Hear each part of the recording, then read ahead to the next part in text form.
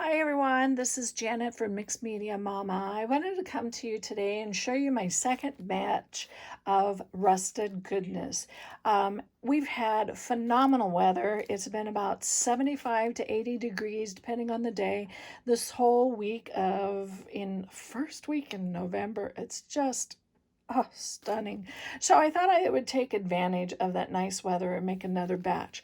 There were two purposes that I wanted to do this again. I wanted to play with paper more, different types of paper that would incorporate into my journals and art.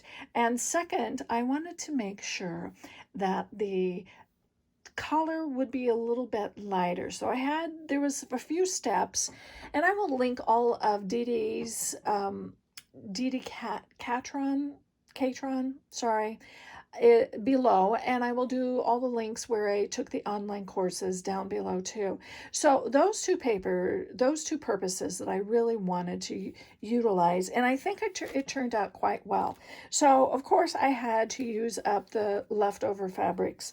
So I just had a little bit of the twines, but this is the last piece of the that table runner.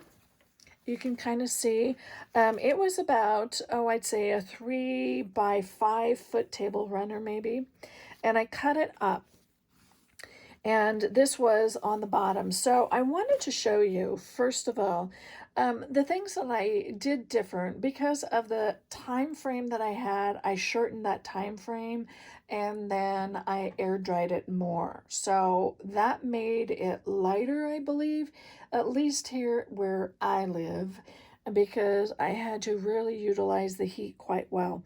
But look at this, it bled out, even though this was at the bottom of that pan. Do you remember from last time, from my last video on rusted goodness? I have this huge pan that's already rusted out, and it's kind of like a calf feeding pan. It's a 6-inch lip, but it is the bottom, it has holes in it, and it's all rusted out, and it's just beautiful. So I put this piece down first, and then I layered everything else up on top.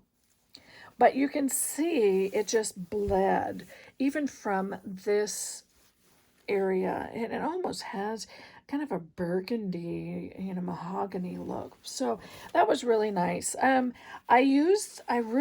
last time I did canvas, that's what this is. It didn't take hardly at all. This time I just did a little bit different, and look at that goodness. Good Lord, I just love that. You can even tell, if I hold it right, you can even see the screws threads right there. Isn't that so pretty? So of course I did all kinds of just different strips of cotton. This was I think the leftover cotton or pillowcase, and it really did wonderful. The colors, and I had two different pieces of wool, and I believe, yeah, there was a lighter wool, colored wool, and this was a darker wool. And it looked like they were made a little bit different, and it's really interesting how different types of material and fabrics take. So this one, you could tell this was around a huge bolt, probably a 6-inch bolt, and maybe a 2-inch, inch and a half diameter. But it was just really interesting how everything, and I saturated these really well. And this was on that cog. I had a 6-7 inch cog, and that's just beautiful. So of course I just wrapped up my rested items, and this is just the rest of that bed sheet. Some more just pieces of, this. It turned out really nice, this, and I wanted it to be really light, so it did come out lighter, but I really like that. This is just 100% a piece of cotton lace, and it took it really well. And of course some more of the pillowcase. This was on top of the that bottom piece in the pan. This is that um, from Walmart. I think the last time I had showed, it was that tea towel. There we go. That tea towel from Walmart. I had gotten a package, and that took it really well. That it bled off the bottom of that pan. And there's another piece. Oh, here is just another piece. This is kind of a poly cotton piece, but it really did do a nice light, and you can kind of see it right there, of the dyeing, or the rusted. I shouldn't say dyeing. This is nothing dyeing. I guess it is to a certain point. But how I did this, I basically did it like this. There was probably 3 or 4 layers there. And then I used, and of course, my paper goods and tags. I just did a lot of tags, and I had to throw, isn't that just so cute? That was a piece. It was just maybe a 2-piece inch square of metal. And then all kinds of tags. Large tags, small tags. I even incorporated the doilies. I wanted to find out how well they did, and they really stood up to the test. I really was very happy. I had 2 different types of doilies. These are like a 6-inch doily, and this must have been a 5-inch doily. So the 5-inch doilies were more delicate, and so I let them stick together about 2, 3, 4 pieces together, and each one came out. I was really, even the inner ones that I thought would not take, and they came out. You could just kind of tell in the different types of color. Oh, I was really happy with that. So let me put those over here, because I did want to do a lot of the tags. And I'm really happy with the doilies. That was another thing. Was the other thing I wanted to try is envelopes, junk envelopes. The envelopes really, and I mean that's a thicker type of paper, and it really turned out well. Really turned out well. Some old, really thin scraps of dictionary paper. This is a modern dictionary, and I just, cut it up. But the thin paper, I was really concerned about that. It was a champ. I was very happy about that. So another envelope, and I'm anxious to work with that. Some just old daily junk envelope. Some more tags, doily, the latter part of the envelope. I mean, look at those markings. So this is what I really wanted to really test.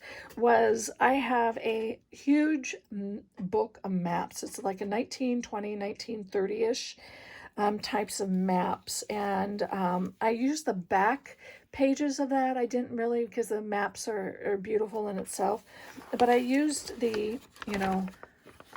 and I'm going to turn it this way, but you can't see the whole thing in the screen.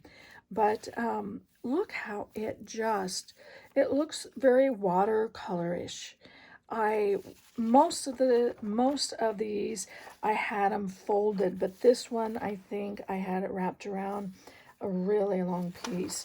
I am so excited because having it to be this old, I thought it would be very delicate. And this is a dictionary page from a 100-year-old dictionary. And this is a huge dictionary page, because look at, there's 3 columns. In most dictionaries are 2 columns, but this is a huge dictionary.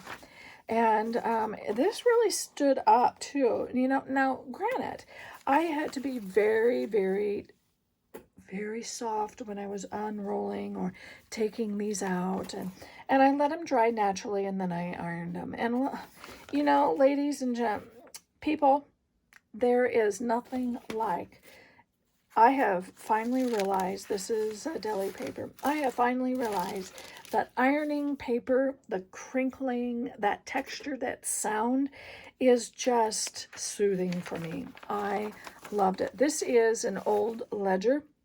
It is vertical rather than horizontal. I really like this because this stood up also. It really did. This one, I did have it fold in half, and I just set, and you can see my baling wire there and some nails and a few other things. Some old book pages. This is from a dictionary for gardeners.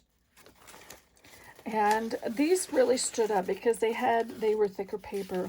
Some more ledgers, some more book pages, and here's another piece of that map. And you can see how it just blended in. I'm going to pull it up close so you can see it a little bit better.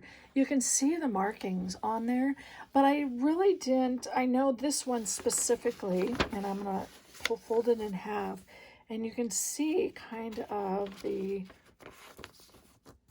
I'm going to open it up and see that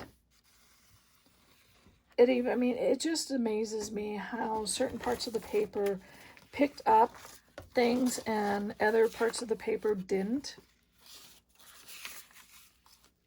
I mean, it's just so, so pretty. And you can definitely see the saw blades there. I just loved it. You know, so this was so fun, and I think I am definitely probably set for the winter for my and this was that big cog there, and it just bled out. It just is lovely, just lovely. So Dee Dee, I want to thank you. I want to thank you for everything you have taught. Like I said before, I'm going to put all of the links down below, and please go find Dee Dee and Tina. Tina Walker is another phenomenal artist, and Dee Dee and Tina have done videos and online courses together, so please look them up. This is that 100-year-old dictionary. It looks like it was brutally beaten, but can you just imagine how that would be on a page? And then I'm going to leave that one there because my glass mat, because it would have such a glare on it if I took it out. So I'm going to have all of the links down below. Please like Dee Dee and Tina on their Facebook, Instagram. Go to their website. Dee Dee is, she is a creative director of Wow Studios. I will put that link down below too. Please like her because they are just wonderful. They really give a lot out to the community. They want everybody to get into this creative flow.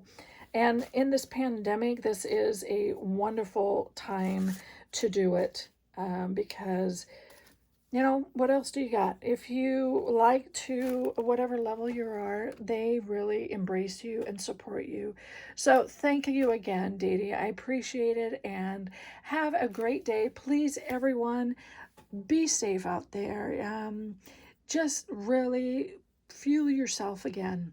I know we got to live into this chaotic world, but you know what? We will support each other. We will get through it. People behind us or in the past generations have done it. So please stay safe, be healthy, and do art. Thank you very much. Have a great day. Take care.